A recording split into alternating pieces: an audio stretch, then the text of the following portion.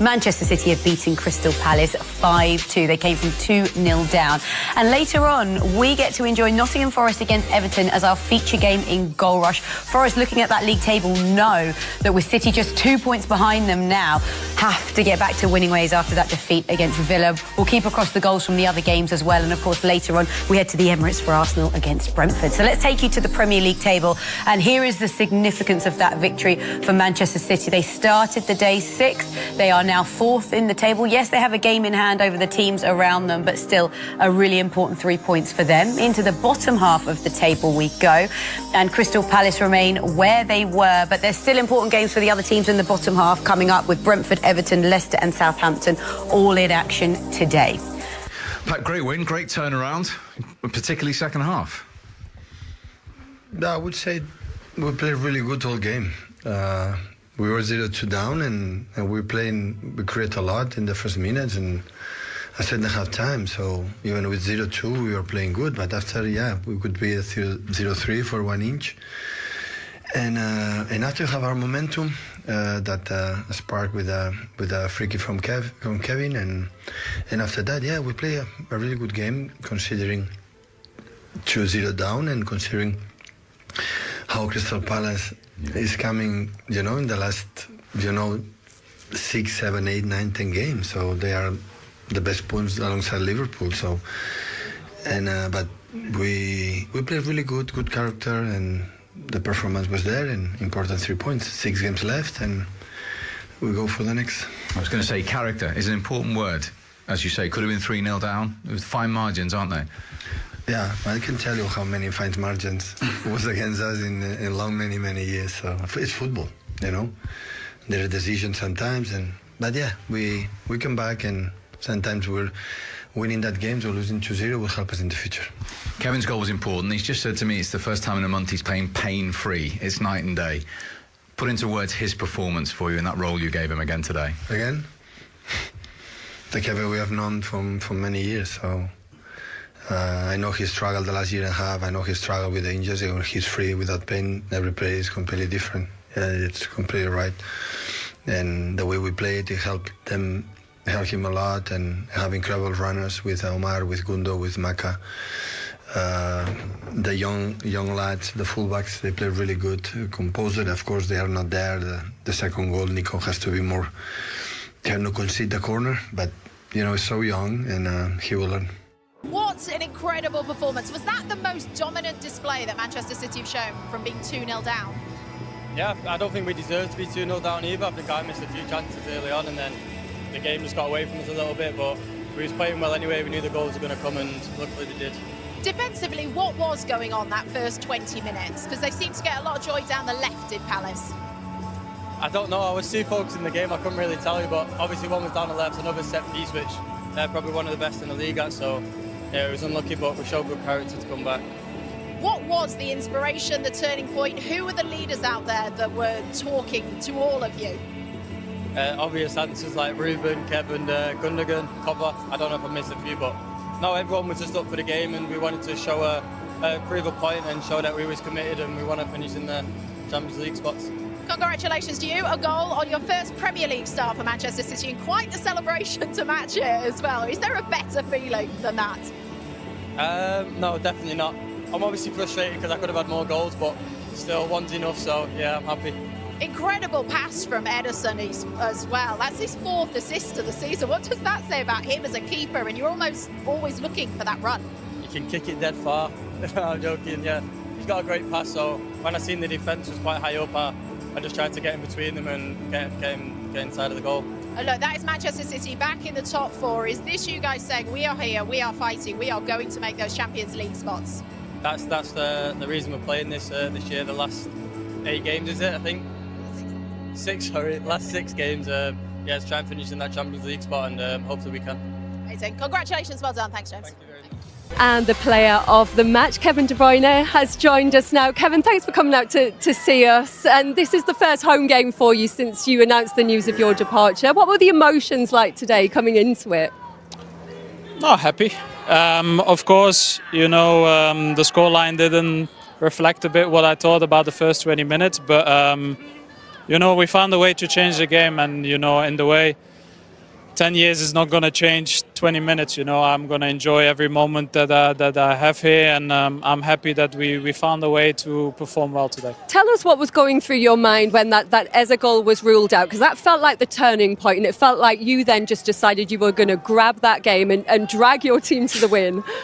I don't know. I thought the first 20 minutes it was actually all right. We had a couple of chances, but they pounced on 2 chances, 1 chance and a corner, and then obviously the Eze chance, and I was like, okay, what's going on here? But I think the reaction was really good. Obviously, scoring quickly the first and the second changed the feeling of the game. But I think overall we played really well.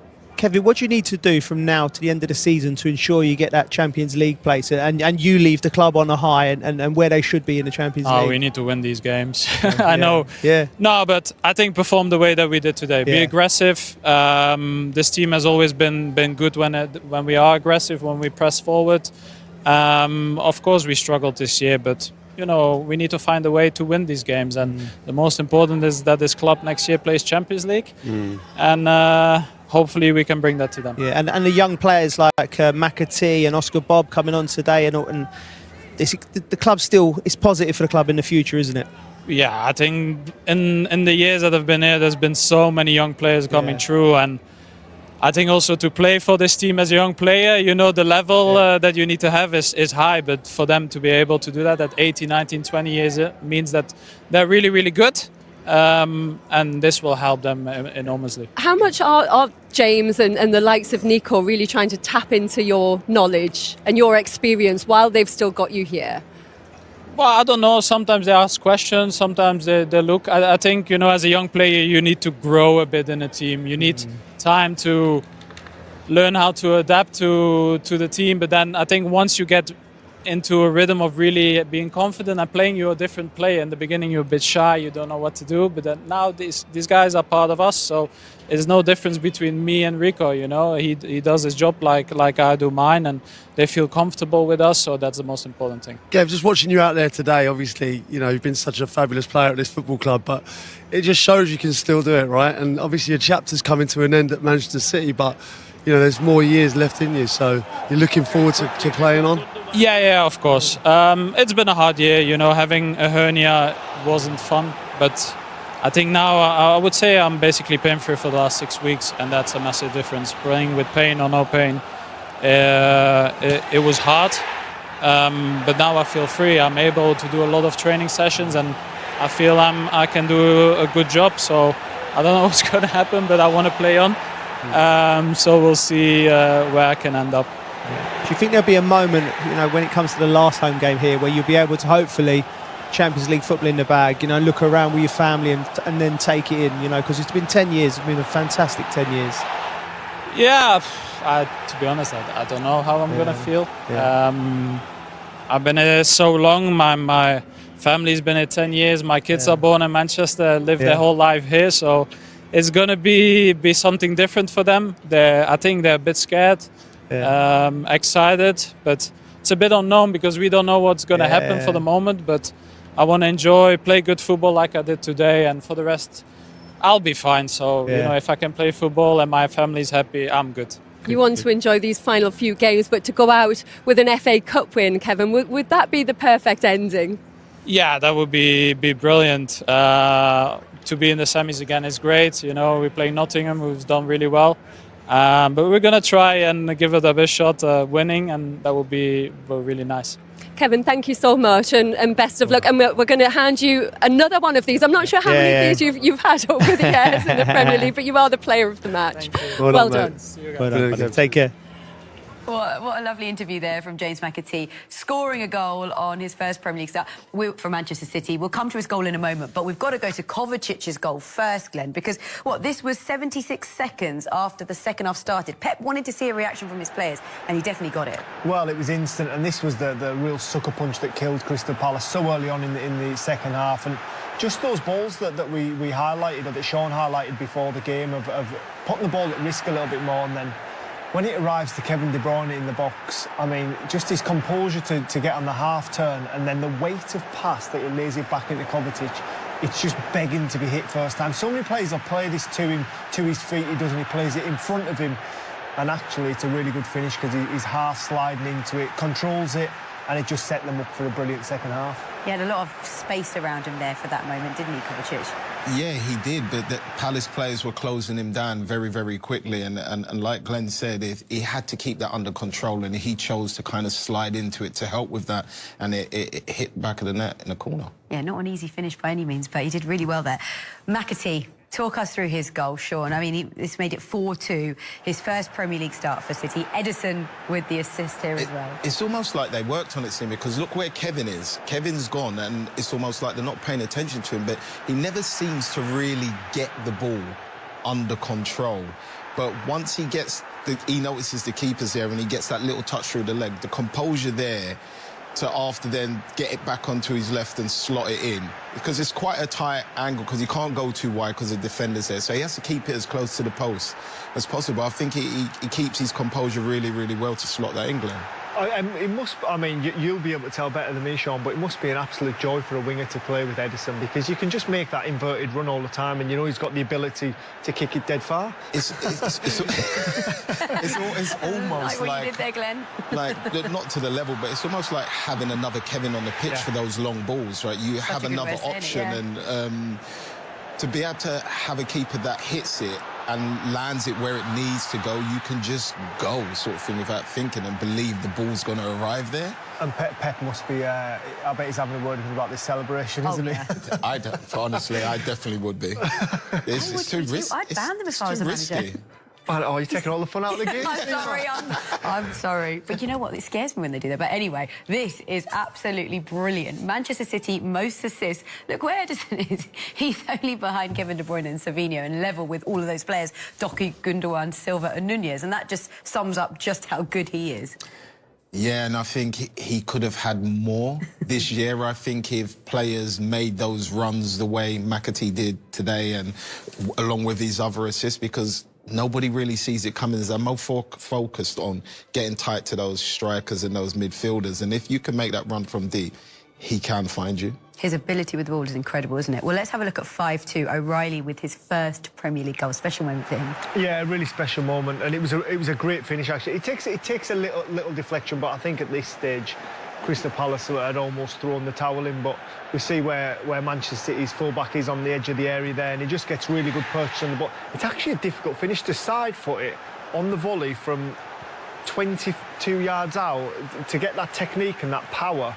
It's an exceptional finish, but just drifts off the back of Wharton. He's kind of uninterested on the edge of the area, and lucky enough for him, the ball arrives to him. Acts on instinct, takes that little nick-off climb, but a really special moment for the young man. And also a really big confidence boost for these players as well as they head into the final few games of the season. It's what you need, I think. Of course, for Nico, you know, by heart he's a midfielder. He wants to be more involved in attacking, but with the way City plays, he managed to drift into those areas and get himself in positions as he's done over the past few games. And since he's got his first goal, now he seems to be more composed in those areas, as you saw with that goal. And he's just growing and growing, and he's... From pre-season, he's just improved so much in terms of his football IQ and learning the game. He's also got a really good stature, hasn't he? And what impressed me is when he does get into those final third areas, his delivery of the ball. Yeah, for somebody that is more central, the crosses he puts into that box and the passes he finds, they're, like I said, they're almost not crosses, they're almost... Here, take this pass where you want it, sort of thing. So it's good, he's full of confidence, and he's a lovely lad as well. Well, you know what? He's also in and around the best players, isn't he? Including Kevin De Bruyne, who we spoke about pre-match, and we talked about his contribution to this side, especially as they try and make it into the Champions League for next season. But how about his performance today, Sean? It was brilliant. It was Kevin that we know, just the way he was receiving the ball. This pass here, the run was unbelievable, and Marmoush was unlucky not to do a bit more there. But everywhere he popped up within the game, Glenn, he just caused problems. Like that shot here, where he hits the crossbar, the cuteness on this free kick. Yeah, I mean, as far as passing's concerned, he just had his eye in today, and he was willing to get forward. And when he did drop in, he caused Palace all sorts of problems because the centre-back didn't know whether to go with him. And when he gets in the half-term, he had runners, and I think that was the difference today. And I said on the first clip of Kovacic goal, the weight of this pass, and it was just, this is what you expect week in, week out from Kevin De Bruyne, and if this is his final swan song, I'm not sure. If he keeps putting performances in like this, they might change his mind. They might change their mind. But if this is the start of the end, this is how City fans want to remember him. Absolutely. What a talented player. A legend is the way we describe him. Well, he is now